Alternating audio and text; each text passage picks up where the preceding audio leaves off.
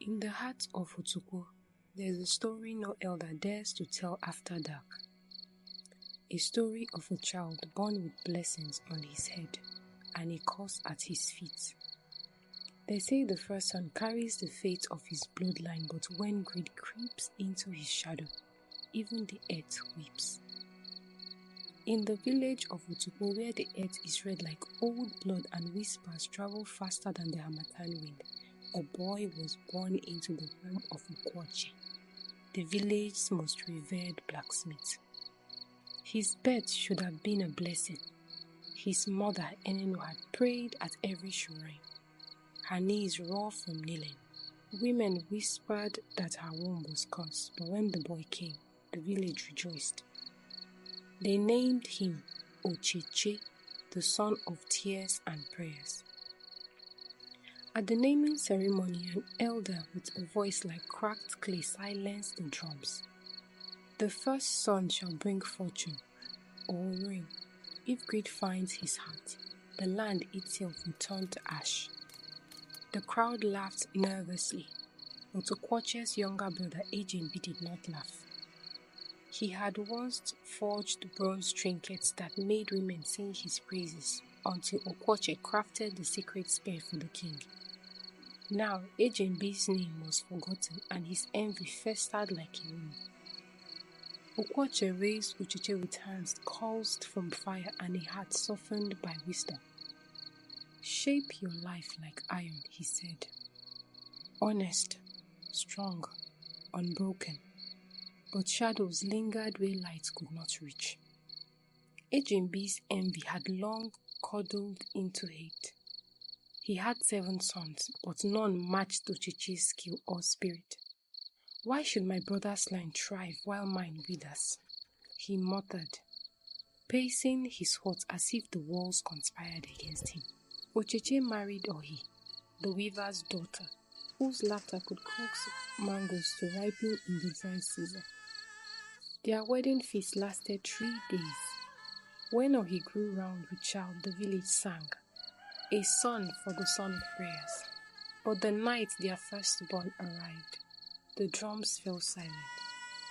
The boy, Adani, never cried. By dawn, his spirit had fled. 4 times, or his belly swelled with hope. 4 times, she cradled child as cold as river stones. At the 4th burial, even the village elders refused to meet Ocheche's eyes. The gods are punishing this family, they whispered.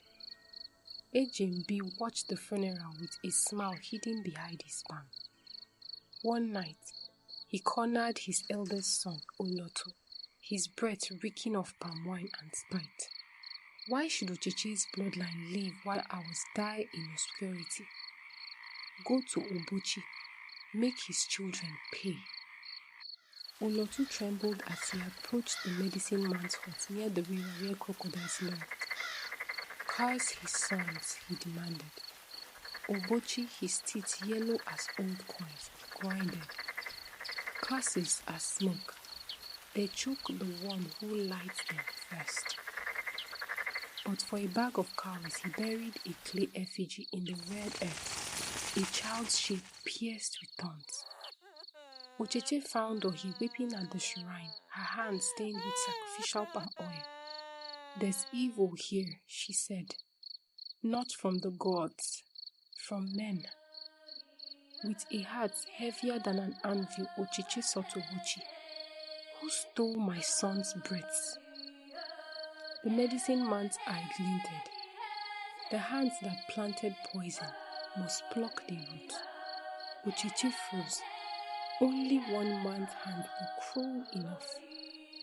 Ocheche stormed into Ejembi's compound, his voice raw as a fresh bell. You cursed my children. Ejembi's laughter was too loud, too sharp. You think your prayers protected them? Pah! I watched my brother steal my glory for years. Now he'll watch his legacy die. The wind howled as if the gods themselves roared. That night, Ejembi's sons wintered with fever. Their skin hot, their throats choked with ash. Ejembi screamed to the heavens, but the curse he'd woven now strangled his own blood.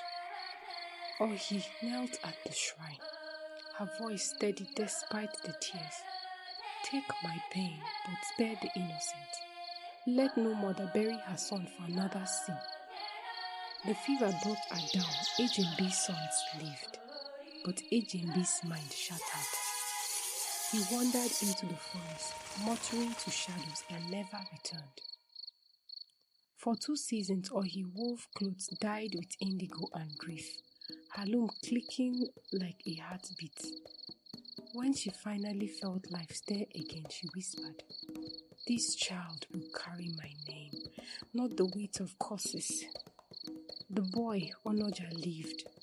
He grew tall and wise, his laughter echoing his mother's. On his deathbed, Ocheche pressed a smith's hammer into Ocheche's hand. Envy builds tomb, but love builds legacies. When Ocheche became an elder, children gathered to hear his tale. The curse was not broken by magic, he said, but by a mother's courage and a father's love, and the truth that shadows flee from light.